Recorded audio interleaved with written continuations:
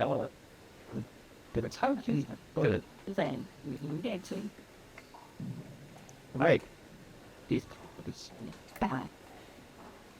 Welcome everyone. My name is Kim Grinfeder. I'm a professor here at the Department of Interactive Media, and I'm excited to host this next panel. This is our industry panel, and the aims today seem to very interesting. It's what I really want to hear. You guys hear me? I'm fine. Awesome. I'll try to make the video clear. Yes. I can do this though. Okay, great. So today here we have Merrick Gonzalez. He's a research scientist at InkRID. Denise, he's a principal software engineer at Microsoft. And Greg Knowles, he's the director of color campus. It shows you guys elevation with free. And we're really excited to have you here.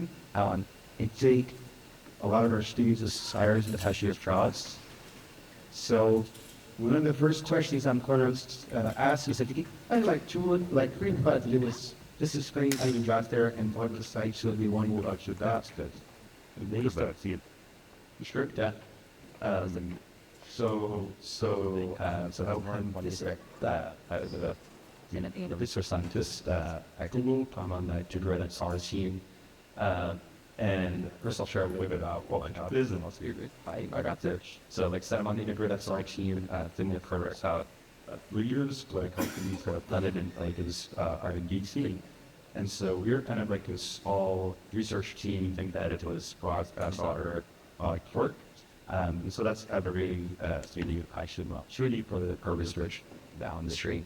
And so what we do a couple of different things. On one hand, we need to have more deep interaction research. So they do new ways, better ways we can actually about the XR devices, all the different devices that we see running and XR with it.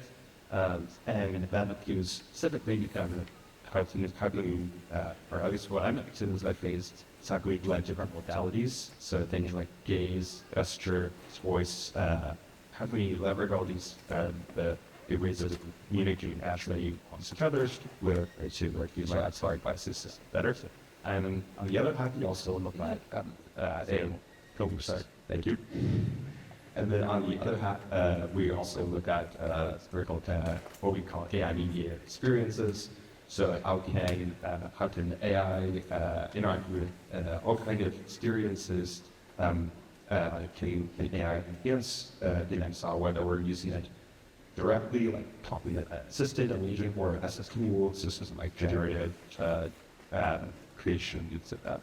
So that's kind of where what I do there. And then how I got there is I actually started as chemical engineering background, which is I think what I found is the way you need to apply research colleagues. And I started out actually in human computer interaction through sort of building. So I was building haptic devices and tangible interfaces and such that I just thought it was interesting, and so that's why I started out doing my PhD in, and then XR was originally just one application of this in that order, and it just sort of piqued my interest, and ultimately my PhD ended up being less about building things, it was more about studying interactions in VR and perception, these sorts of things, and so and I was fortunate enough to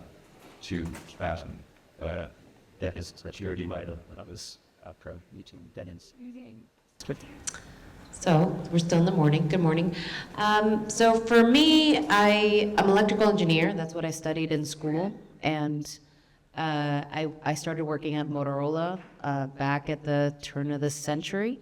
And I was working on cell phones, and I got to build every first cell phone with a new thing, with a Bluetooth, with a Wi-Fi, with GPS, with a camera, with touchscreen, with Android. And I just really liked working at the edge of the things that are unknown, like how the hell do you test and understand GPS, And back in 2015, I was looking for a new role, and there was a company called Magic Leap. I didn't know what they were doing, but I knew they were building something at the edge of computing, something between hardware and software, and that's really where my best skills shine, is between the world of the physical and the digital. And so I managed to get an opportunity there, and then in 2020 came around, and I ended up finding an opportunity at Microsoft on the mixed reality team. So that's kind of how I got to where I am now. My day-to-day, as an electrical engineer, I was more on the systems engineering side of things, doing data, computer manufacturing kind of stuff, which is where my career has kind of evolved. My day-to-day, God, I can't even tell you how much my day-to-day has changed in the last 365 days, and continues to change on a daily basis. It's all about data now. It's all about the data architecture. It's what you're feeding in the models. It's the quality of the data. How do you get the data? How do you accelerate your route to all of this data and information? And that's a lot more of my trajectory and more of my day-to-day. And then it's not just I'd like to say it's all about the data, but then it's how you can use the tools to create more and to accelerate, the quality of the stuff that you're working on. And that's super vague, but that's kind of my path right now. Hi, I'm Greg Morwick. I'm a director at Royal Caribbean, focused on innovation these days. That picture up there of me with the hello, Greg, it's probably a good thing to spend 30 seconds on. So my job is very similar in certain ways to what Kyle Laughlin does at Disney Imagineering, just on a much smaller scale, like a Honey, I Shrunk the Kids type scale. But it's still super fun, get to play with robots and AI and all that stuff. And our goal is to figure out how to innovate products that we do on our ships for multitudes of different, myriad of different use cases.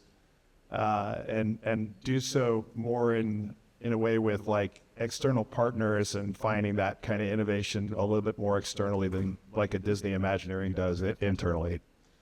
But I promised the hello, Greg. So that actually is a picture of me in Griffith Park after I went and got coffee with a former colleague at Disney at the studio lot, and the Starbucks person at the studio lot was recognized me from working there eight years ago, and was like, "Hey, hello, Greg." And then I was heading over to see a new technology in Southern California, and that thing was just stopping me midway, and I was like, I must take a picture with it. But that's sort of like a full circle type thing with my job. I used to work at Disney for 15 years. My past is sort of all over the place. So I was a radio, TV, film major at Butler University in Midwest. I did 2 summers on the Disney College program, and then I also followed a ballet dancer to New York City.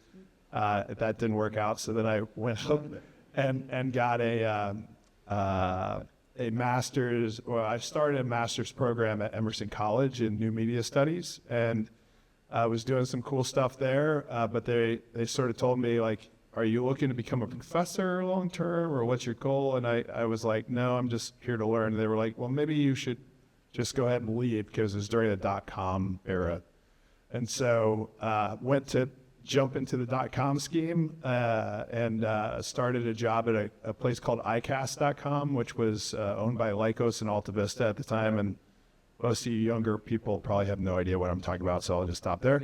But it was a really cool thing. We spent $280 million trying to figure out the future of media, and we, half of us were focused on, a model like a iTunes music store, and the other half of us were focused on a model like YouTube, and spent a lot of money trying to figure out where it would go, but broadband wasn't there yet, and so it kind of crashed and dot bombed with a lot of the other companies there.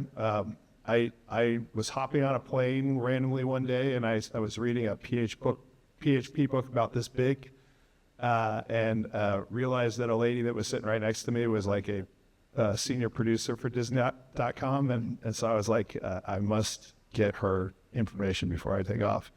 And, you know, pestered her for like 6 months, became a producer for Disney within the e-commerce space. Learned a whole bunch of e-commerce systems for about 10, 12 years, and then jumped into product management for that space. Got to do like an Imagineering leadership training program with the Imagineering team and Bruce Vaughn, and then did like a year sort of pitching ideas to Disney's corporate team with Bob Iger and stuff from a innovation standpoint, and then jumped over to Royal. So I was told I get extra points if I did like a haphazard story. So That's the balance. Extra period. But shoot, you're sure. So, I have to recommend to ask this question.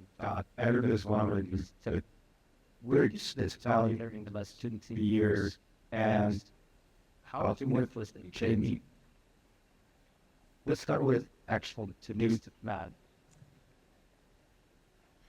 I mean, I can't even predict how the workforce is going to change 2 to 3 years from now, because, like I said, my day-to-day is radically different today than it was 3 months ago, than it was 6 months ago. I mean, I can talk about agentic workflows because that is where it is now. You know, think about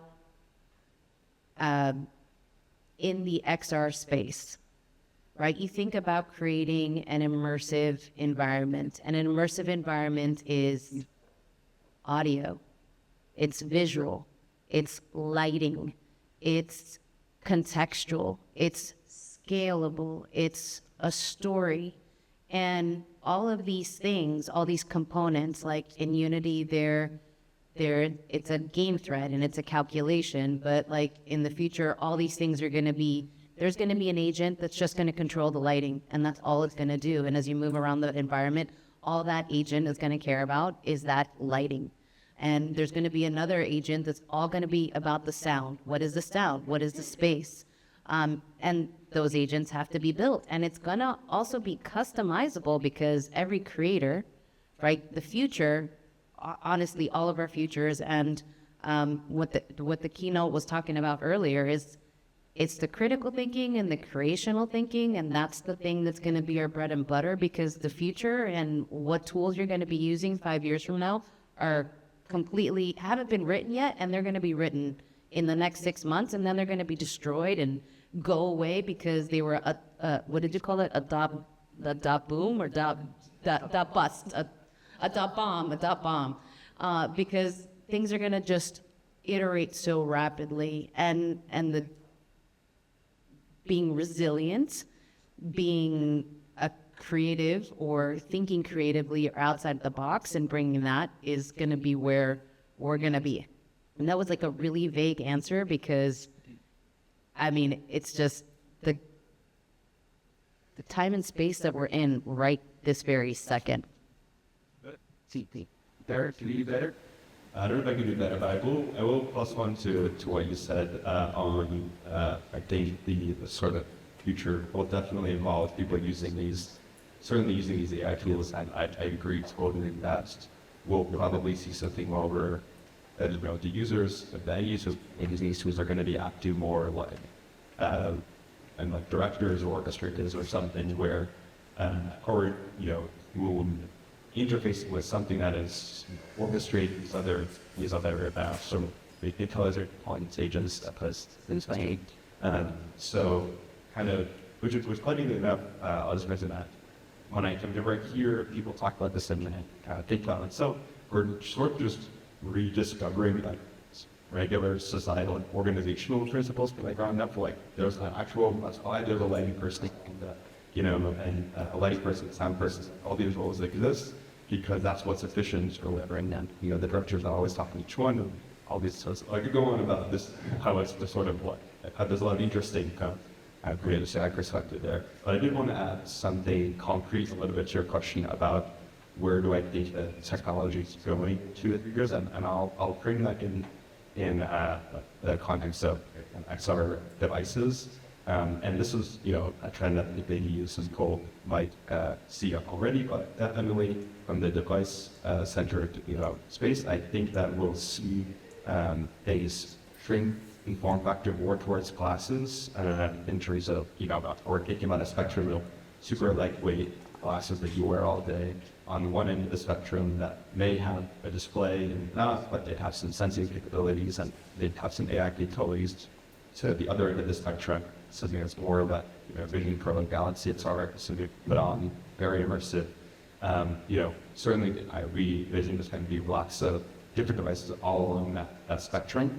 But yeah, in the near term, I think there's a lot of interest in these sort of lighter weight,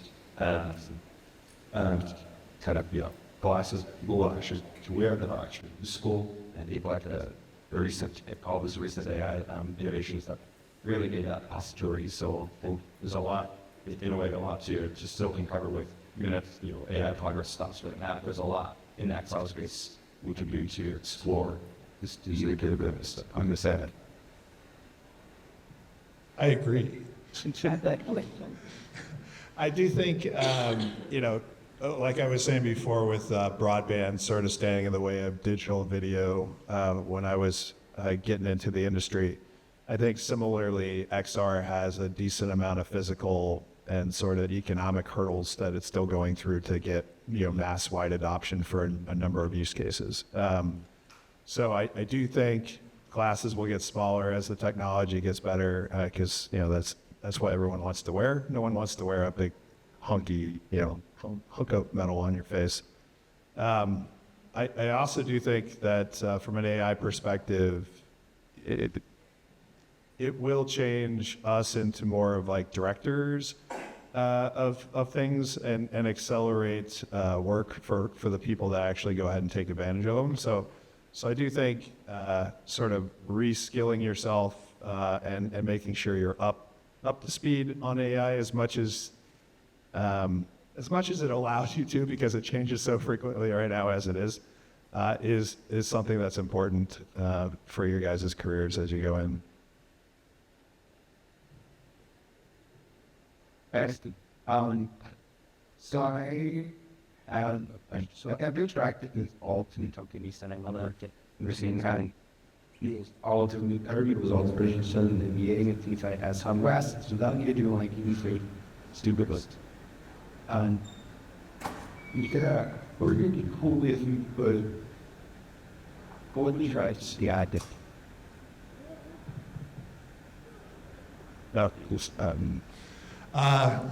Man, that's a great question.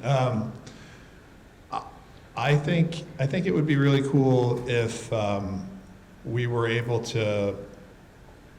I don't know. There's so many things going on in my mind. If we were able to go ahead from an XR perspective, and one thing that we're actually doing within Royal is trying to figure out how do we sort of interject XR into our building process. So we have a team that's focused on digital twins for our ships and islands, and being able to go ahead and sort of orchestrate like a presentation and allow all of our different team members to collaborate across the globe in sessions to really design out ships and accelerate that design process with like AI being able to go ahead and feed in things pretty rapidly, I think would be really cool for our industry for sure. I can take a little stab at it next. Wouldn't it be cool if we were truly device agnostic? You showed up your QR code and I scanned it and I'm like, damn it, I have Android. I couldn't even check out your app and I was like so sad. All right, so, well, maybe I scanned the wrong QR code. So the challenges that still exist in XR are real. Unity or Unreal, iOS or Meta or Android. What are you?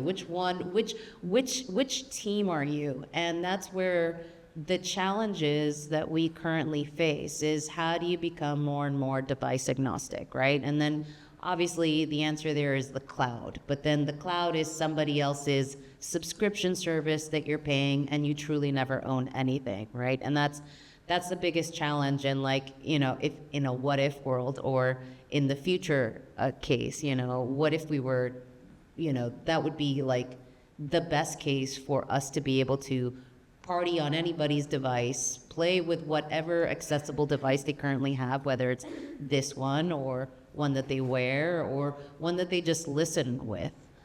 That's more of like the future that, I want to see for XR. Yeah, I'll follow.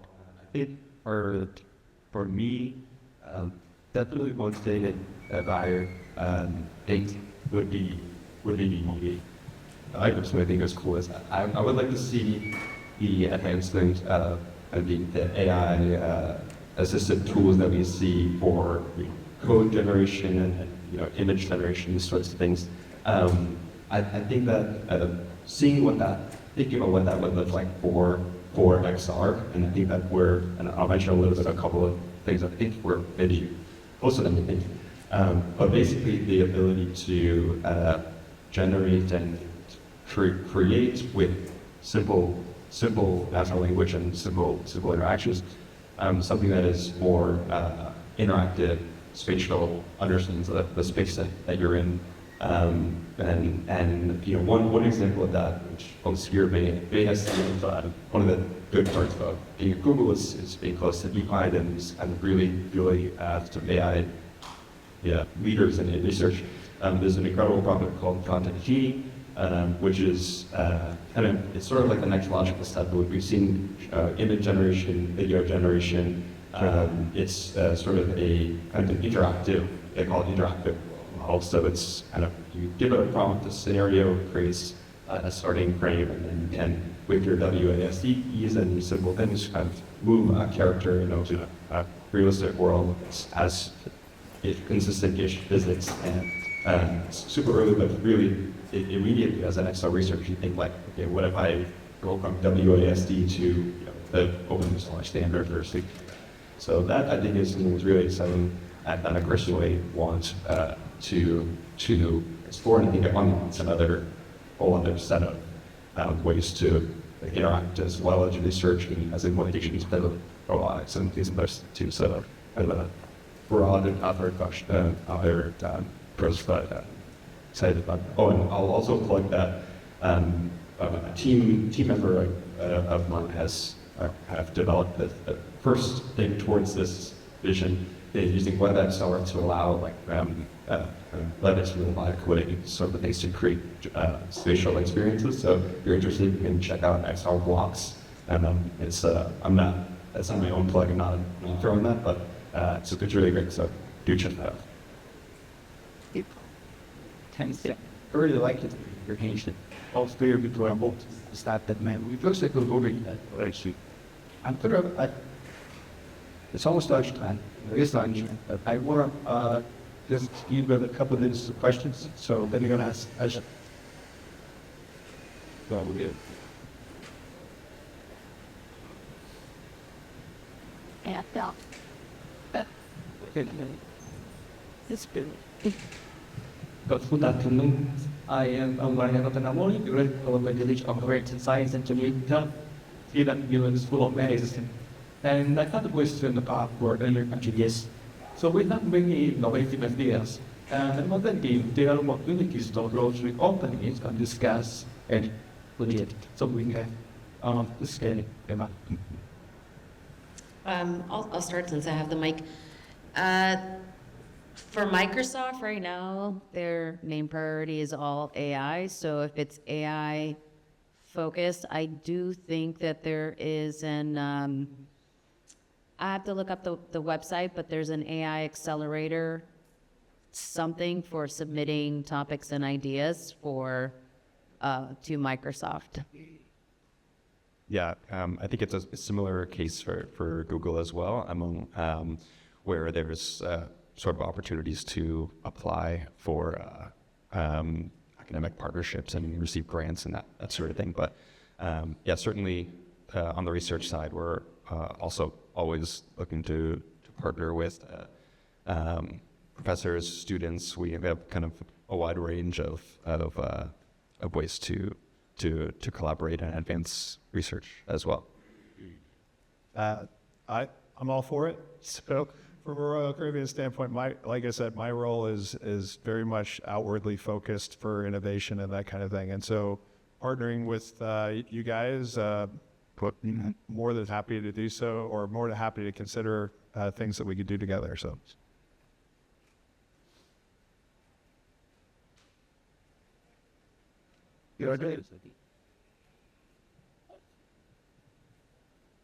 Thank you very much. And lunch will be served outside.